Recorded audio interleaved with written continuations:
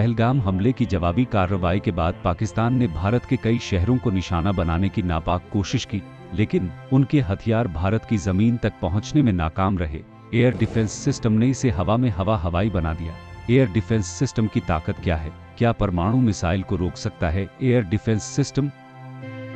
दरअसल air defence system एक ऐसा टेक्नोलॉजी और हथियारों का सेटअप है जो किसी मुल्क या इलाके को हवाई हमलों से बचाने के लिए इस्तेमाल किया जाता है। S-400 मिसाइल सिस्टम को दुनिया की सबसे सक्षम मिसाइल प्रणाली माना जाता है।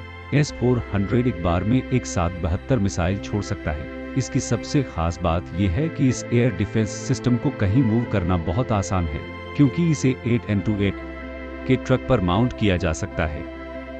S-400 को नाटो द्वारा SA-21 global long range defence missile system भी कहा जाता है। -50 डिग्री से लेकर -70 डिग्री तक तापमान में काम करने में सक्षम इस मिसाइल को नष्ट कर पाना दुश्मन के लिए बहुत मुश्किल है, क्योंकि इसकी कोई फिक्स पोजीशन नहीं होती, इसलिए इसे आसानी से डिटेक्ट नहीं कर सकते। S-400 मिसाइल सिस्टम में एक दो नहीं बल्कि पूरी 4 तरह की मिसाइलें होती हैं, जिनकी रेंज 40, 100, 200 और 400 किलोमीटर तक होती है। यह सिस्टम 100 से लेकर 40,000 फीट तक उड़ने वाले हर टारगेट को पहचान कर तबाह कर सकता है। S-400 मिसाइल सिस्टम का अत्याधुनिक और ताकतवर है। इसकी एक खासियत ये भी है कि इसका रडार 600 किलोमीटर तक की रेंज में करीब 300 टारगेट ट्रैक कर सकता है। यह सिस्टम मिसाइल, एयरक्राफ्ट या फिर ड्रोन से हुए किसी भी तरह के हवाई हमले से निपटने में सक्षम है। शीत युद्ध के दौरान रूस और अमेरिका में हथियार की होड़ थी। जब रूस अमेरिका जैसी मिसाइल नहीं बना सका, तो उसने ऐसे सिस्टम पर काम करना शुरू किया जो इन मिसाइलों को टारगेट पर पहुंचने से पहले ही खत्म कर दे।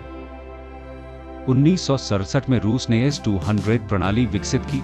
ये S सीरीज की पहली मिसाइल थी। साल 1978 में S-300 को विकसित किया गया। S-400 साल 1990 में ही विकसित कर ली गई थी। साल 1999 में इसकी टेस्टिंग शुरू हुई। इसके बाद 28 अप्रैल 2007 को रूस ने पहली S-400 मिसाइल सिस्टम को तैनात किया गया, जिसके बाद मार्च 2014 में रूस ने यह एडवांस सिस्टम चीन को दिया। 12 जुलाई 2019 को तुर्की को इस सिस्टम की पहली डिलीवरी की गई थी।